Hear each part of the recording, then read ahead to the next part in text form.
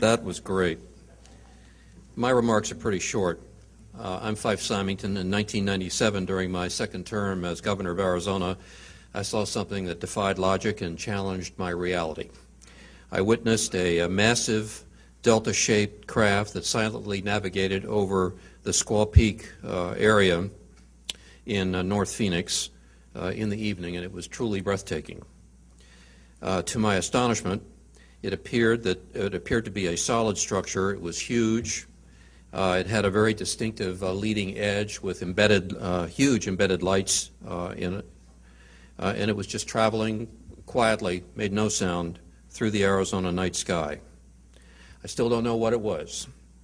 As a pilot and a former Air Force officer, I can definitively say that this craft did not resemble any man-made object that I'd ever seen. And it was certainly not high-altitude flares as put out by the Air Force at Luke Air Force Base, because I've never seen flares fly in formation.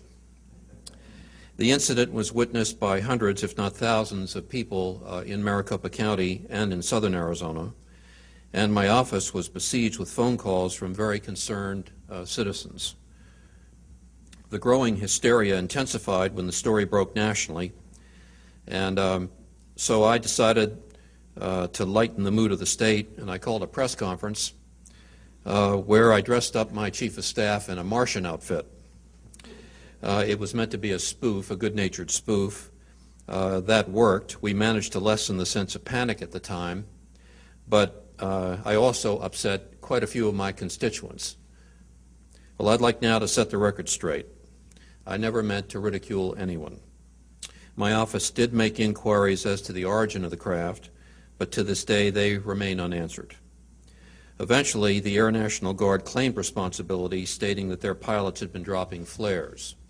They also, another individual from Tucson said that A-10s had been flying in formation over Maricopa County, but those of us in the Air Force, and those of you who know about A-10s, they're called the Warthog, it's a tank-killing aircraft, know that it's the noisiest machine in the sky, and there's no way that a flight of A-10s could come over Maricopa County and be quiet. That just doesn't work. So we get these explanations that fly in the face of facts, explanations like weather balloons, swamp gas, military flares, and hardware and software problems. I was never happy with this silly explanation. There might very well have been military flares in the sky that evening, but that sure wasn't what I and what hundreds of my fellow citizens saw. Well, I now know that I'm not alone in witnessing something extraordinary. That's the bottom line. There are many high-ranking military, aviation, and government officials, many of whom are here today, who share my concerns. Some of them have truly exceptional stories to tell. There's absolutely no doubt as to the veracity of what these men have told you. They have fought in wars, they have guarded top-secret weapons, and they've flown countless passengers throughout the world's skies.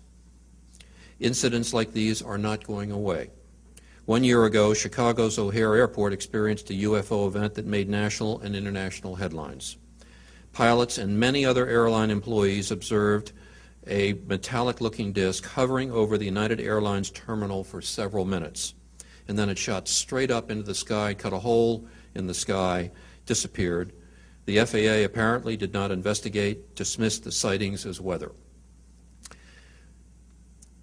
We want the United States government to stop perpetuating the myth that all UFOs can be explained away in down-to-earth and conventional terms. Instead, our country needs to reopen its official investigation that it shut down in 1969.